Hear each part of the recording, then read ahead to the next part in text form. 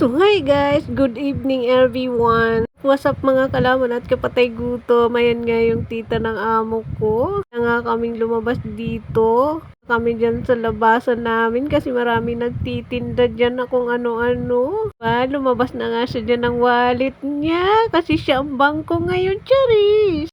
Hiyang-hiya nga ako dito mga kalamong kasi siya nga yung taya. Kasama ko nga si bossing ko dyan. O diba, nasa 7-Eleven kami. Ngayon ng 7-Eleven, ginawa nga ditong tindahan na kung ano-ano. Mayroon dyan mga damit, pagkain, sari-saring mga pagkain. Paggabi mga kalamon, may barbecue.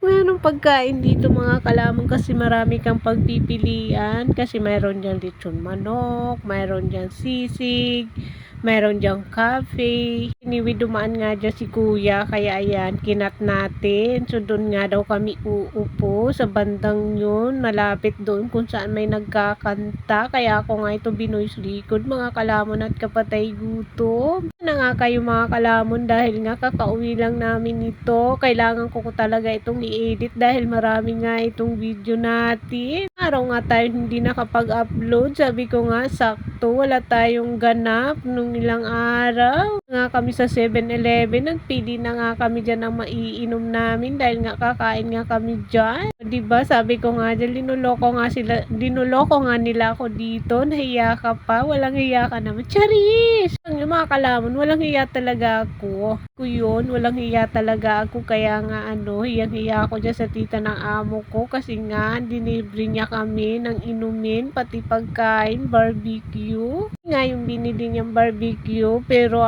tatlo lang talagang kinain ko. Kasi hinayaan ko na lang yung alaga ko dyan na kumain. Para makakain naman siya ng maayos. O diba, pinukos ko nga yan dyan sa mga chocolate na yan sa 7-Eleven. Nagbayad na nga sila. So, ayan, tamang video nga lang si kalamon nyo dito. Diba? Lumabas na nga kami dito. Nandito na nga kami sa labas ng 7-Eleven. Ulit ko nga itong binidyohan dahil na-curious nga ako at namangha. O, diba, dumaan pa nga yung tita niya dahil uupo na nga kami. O, yan na nga, nag-action-action pa nga sa dyan.